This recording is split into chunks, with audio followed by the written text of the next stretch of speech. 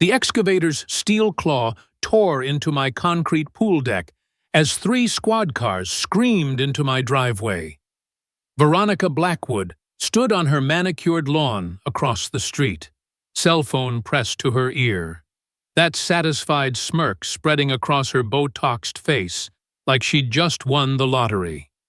"Officer, he's destroying property values with that illegal demolition," she shouted, pointing directly at me. What Veronica didn't know was that I'd spent 15 years with the FBI's Digital Crimes Unit, and the encrypted files I'd been quietly collecting for the past 3 months were about to turn her perfect little world into a federal crime scene. By sunset, it wouldn't be my house getting raided. What started as a simple pool removal would expose a $300,000 embezzlement scheme, trigger a federal investigation, and send Willowbrook Estates' iron-fisted HOA president to federal prison. The HOA bylaws Veronica weaponized against me would become her legal nightmare. The city permits she tried to block would reveal her contractor kickback operation. And the FBI raid that followed would uncover financial crimes spanning 4 different HOA communities. Sometimes the best revenge isn't getting even, it's letting criminals destroy themselves. Before I tell you how a pool demolition brought down an entire corruption network, I'm curious, have you ever dealt with an HOA that seemed more interested in control than community? The stories people share about these power trips are absolutely wild. Marcus Sterling had spent 15 years hunting financial criminals for the FBI before starting his private cybersecurity firm. At 42, he was methodical, patient, and had an eye for patterns that most people missed.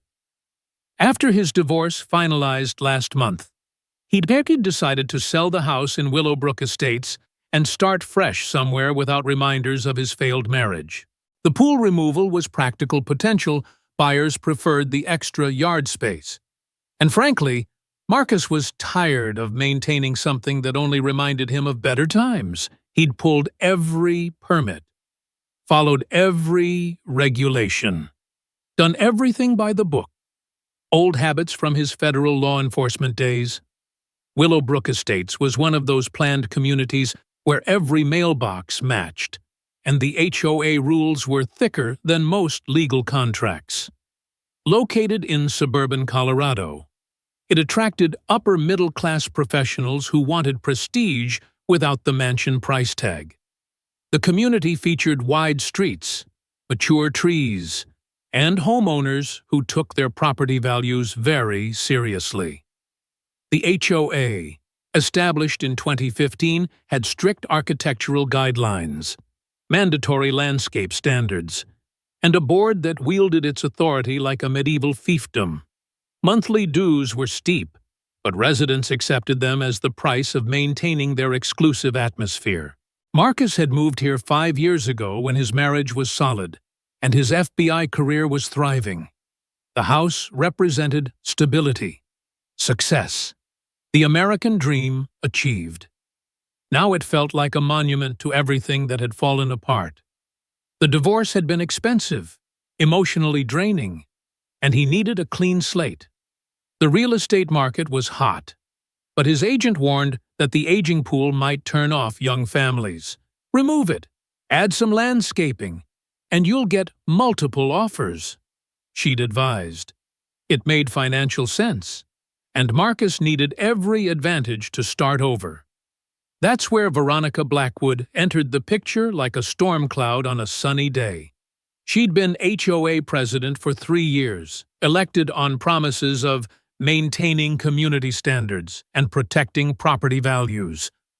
What she'd actually delivered was a reign of petty tyranny, with violation notices for minor infractions and fines that seemed designed more for revenue than compliance. She lived in the community's largest house, drove a luxury SUV that seemed expensive for a part-time real estate consultant, and had a way of making every HOA meeting feel like a court proceeding where she was judge, jury, and executioner. Neighbors whispered about her methods, but nobody wanted to become her next target. The trouble started on a Tuesday morning when Marcus met with Tony Reeves, the excavation contractor. They were reviewing the demolition timeline when Veronica's black Escalade pulled into Marcus's driveway. "Excuse me, gentlemen," she called out, designer heels clicking on the concrete. "I don't see any permits posted for this work." Marcus walked over to his front window, where the permits were clearly displayed according to city requirements. "Right here, Mrs. Blackwood, all 3 permits, properly posted as of yesterday." Her expression shifted from confident authority to barely concealed irritation. "Well, I'll need to verify these with the city. HOA approval is also required for any major landscape modifications. Check Section 12 of the CCNRs," Marcus replied calmly. "Pool removal is specifically exempted from HOA approval." Veronica's jaw tightened, but she maintained her syrupy smile. "We'll see about that." She turned on her heel and marched back to her SUV, pulling out her phone before she'd even reached the driver's door. That afternoon, Marcus received a call from the city planning office that made his blood pressure spike. Someone had filed a complaint alleging unpermitted demolition work. He'd need to stop all work until an inspector could verify compliance. "This is harassment," Tony muttered as they watched the excavator being loaded back onto the trailer. "I've been doing this for 20 years, and your permits are perfect." The inspection was scheduled for Friday, 4 days lost, plus demobilization and remobilization costs. Marcus watched from his kitchen window as Veronica emerged from her house to water plants that clearly didn't need watering. Her satisfied smile visible even from a distance. But as Marcus reviewed the complaint details that evening, something caught his attention. The city clerk had accidentally included internal notes showing this was the 7th complaint filed by the same person in the past 6 months. 7 complaints in 6 months wasn't HOA diligence, it was a pattern. And patterns were exactly what Marcus had spent 15 years learning to recognize. Marcus sat in his home office that night. The familiar thrill of investigation awakening instincts he'd thought were dormant. He opened his laptop and began what he called digital archaeology. Public records, property transfers, contractor licensing databases, HOA financial filings. If Veronica Blackwood was playing games with city permits, what else might she be playing games with? "Let's see what you're really up to," he murmured, cracking his knuckles. Marcus approached the investigation like any federal case, methodically, thoroughly, and with an eye for financial irregularities. He started with public records, cross-referencing HOA contractor payments with business licensing databases. The first red flag appeared within an hour. Veronica's consulting business, Blackwood Property Solutions, had received over $60,000 in consulting fees from Willowbrook Estates HOA in the past year. But digging deeper into the HOA's public filings, those payments were categorized as maintenance services. Marcus pulled the HOA's annual budget presentation from last year's meeting minutes. No consulting fees were mentioned, but enhanced maintenance services had increased by $75,000. Interesting. He called Ray Hutchinson, his former FBI partner who now worked white-collar crimes for the Denver field office. "Ray, hypothetically, if someone wanted to verify HOA spending patterns, what would you look for? Financial transfers to board members or their businesses?" Ray replied immediately, "Inflated contractor costs, phantom invoices, stuff like that. Why, you working a case?" "Maybe," Marcus said. "I'll send you some files to review as a concerned citizen, of course." By midnight, Marcus had compiled a spreadsheet showing potential irregularities totaling nearly $200,000 over 3 years. The numbers told a story that would make any federal prosecutor salivate. Thursday morning brought another surprise that confirmed Marcus's suspicions. He found a citation on his door from the city code enforcement office apparently. His unpermitted demolition debris was creating a public nuisance. The problem, there was no debris. The excavator hadn't even started work yet. He called the code enforcement office and learned that Veronica had filed a complaint with photos. When Marcus requested copies, he saw pictures of his backyard taken with a telephoto lens showing perfectly normal construction staging. "This is unbelievable," Marcus told Ray over the phone. "She's filing false complaints now." "Document everything," Ray advised. "False reports to government agencies can be federal crimes if there's a pattern of obstruction or fraud." That afternoon, Marcus watched from his kitchen as Veronica held an impromptu neighborhood meeting on her front lawn. She was showing papers to neighbors, gesturing toward his house, building some kind of coalition. Several neighbors nodded sympathetically. But Marcus noticed Sandra Mills, the elderly widow next door, walking away with what looked like disgust. Marcus knocked on Sandra's door that evening. The 70-year-old retired teacher invited him in for coffee and got straight to the point. "That woman is poison," Sandra said bluntly. "She tried to get me to sign some petition about your pool, claiming it was affecting everyone's property values. Then she had the nerve to suggest I might want to consider selling to her preferred buyer before values dropped further." Preferred buyer. Marcus's investigative instincts sharpened like a blade finding its target. Sandra pulled out a manila folder filled with HOA correspondence. "I've been documenting everything since she became president. Look at this." The folder contained violation notices, fine assessments, and what appeared to be targeted harassment of elderly residents. But the smoking gun was a real estate flyer from 6 months ago, Veronica's consulting company advertising investment opportunities in premier HOA communities. Marcus photographed everything, his mind racing. This wasn't just embezzlement. It was a systematic scheme to pressure residents into selling. The pieces were falling into place like dominoes, each revelation more damning than the last. Friday morning's city inspection went perfectly. The inspector confirmed all permits were in order and authorized immediate resumption of work. But Marcus's focus had shifted far beyond his pool. That afternoon, he called Ray with a formal request that would change everything.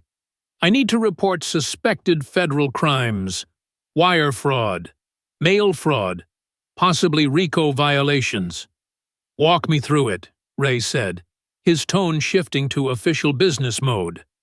Marcus laid out his findings methodically. Veronica Blackwood has been systematically embezzling HOA funds through her consulting company. But that's just layer one. She's also been using her position to harass elderly residents into selling their homes, which she then facilitates through her real estate connections, taking commissions on both ends. "The false complaints to city agencies aren't just harassment," Marcus continued, his voice gaining the analytical precision of his bureau days. "They're part of a larger scheme to depress property values in targeted areas, making houses cheaper for her investor network to acquire." Ray whistled softly. "How much evidence do you have? 3 years of financial records, documented harassment patterns, false government filings, and testimony from multiple victims. Plus, I just discovered she's been doing this in at least 3 other HOA communities in the metro area." "Marcus, this is exactly the kind of case we've been building against HOA corruption schemes. Can you compile everything into a federal format?" "Already done. 15 years of bureau training doesn't just disappear." While Ray began the federal paperwork, Marcus dug deeper into Veronica's financial network. Her consulting company was just the beginning, She'd established a web of LLCs, property management companies, and investment partnerships that moved money in increasingly complex patterns. The breakthrough came when Marcus accessed HOA board meeting minutes from 2019. Veronica had pushed through a bylaw change requiring all major maintenance contracts to go through approved vendors only. Every vendor on the approved list had financial connections to her network, but the smoking gun was hidden in contract amendments that revealed the true scope of her operation. Marcus discovered that maintenance contracts were being systematically inflated, with the excess payments flowing to shell companies controlled by Veronica's network.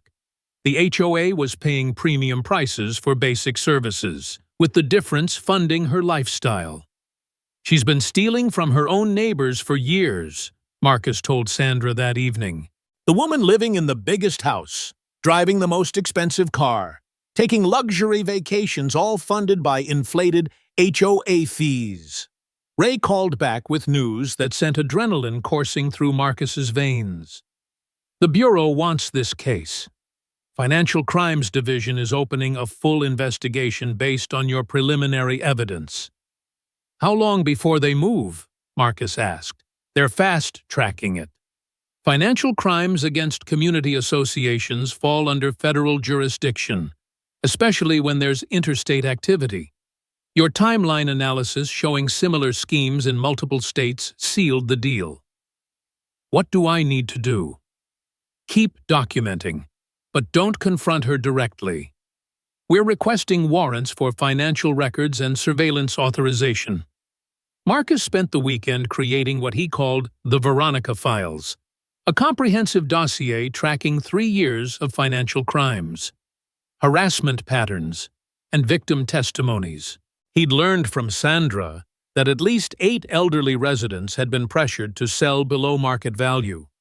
The pattern was sophisticated: create maintenance emergencies through inflated contractor costs, pressure residents with violation notices, then offer solutions through her real estate network. It was predatory, systematic, and about to become very federal.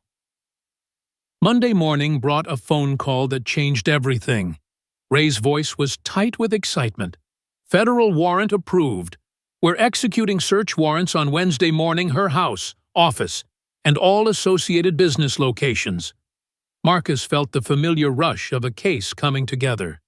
What do you need from me? Keep doing exactly what you're doing. The pool renovation gives you perfect cover for being home, and we need you to document any suspicious activity before the raid. Marcus didn't have to wait long. Tuesday afternoon, Veronica appeared at his door again, but this time her usual arrogance was replaced by something that looked almost like desperation. "Marcus, I think we got off on the wrong foot," she began, her voice unnaturally sweet. "I've been thinking about your pool situation, and I'd like to propose a solution." She pulled out a folder filled with real estate documents. "I have investors who specialize in properties with ongoing renovation challenges. They could make you a cash offer. Close quickly. Save you the hassle of finishing the work." Marcus studied the papers, recognizing the pattern Sandra had described. "This is interesting. Veronica, let me review these with my attorney." Her smile faltered slightly. "Well, don't wait too long. These investors move quickly when they find the right opportunity." That evening, Marcus called Sandra to compare notes. The elderly woman's voice shook with anger. "She came to my house this afternoon, too. Same speech, same folder, same investors. She said my recent violation notices might hurt my resale value, but her people could overlook those issues." "What violation notices?" Marcus asked, though he suspected he already knew the answer. 3 citations last week for landscaping non-compliance. My garden has looked the same for 15 years, but suddenly it's not meeting community standards. Marcus photographed the citations Sandra showed him. Each was dated after his investigation began, and all were for violations that had never been enforced before. Veronica was accelerating her scheme, probably sensing that something was wrong. Wednesday morning arrived with unusual activity that made Marcus's pulse quicken. He watched from his kitchen window as Veronica loaded several boxes into her Escalade at 6:30 a.m., unusually early for someone who typically didn't emerge until mid-morning. He texted Ray, "Subject appears to be removing materials from residence. Time sensitive."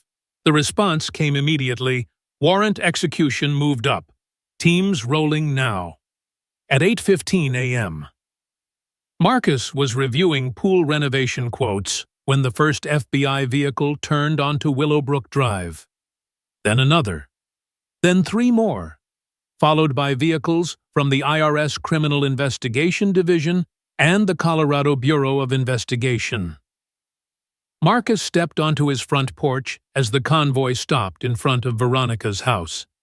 Neighbors emerged from their homes, drawn by the unusual morning activity. Sandra waved from her doorway, clearly enjoying the spectacle.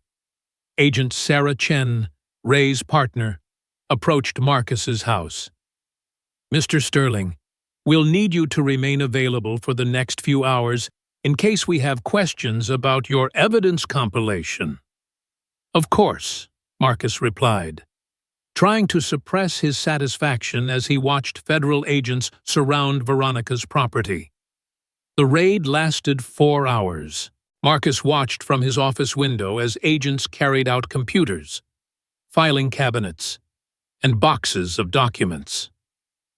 Veronica emerged in handcuffs at noon, her usual composed demeanor replaced by shock and disbelief. Neighbors gathered in small groups, whispering and pointing. Some looked shocked. Others seemed relieved. Sandra knocked on Marcus's door with a plate of cookies and a huge smile. 30 years in this neighborhood, and this is the best day I've had in ages," she declared. That afternoon, Agent Chen returned with news that made Marcus's 3 months of investigation worthwhile. Preliminary evidence suggests embezzlement exceeding $400,000 across multiple HOA communities. "We also found documentation of the property manipulation scheme you identified." "How many victims?" Marcus asked. "At least 20 families, possibly more. This is going to be a significant federal case." Marcus looked out at his backyard, where the pool excavation had finally resumed. What had started as a simple home improvement project had uncovered a criminal enterprise that had been destroying his community from within. The excavator that Veronica had tried so hard to stop was now the least of her problems. But this was only the beginning.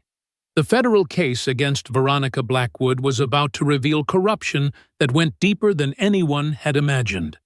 And Marcus's pool removal would become the catalyst for the largest HOA fraud prosecution in Colorado history. The confrontation Marcus had been expecting came 2 weeks later.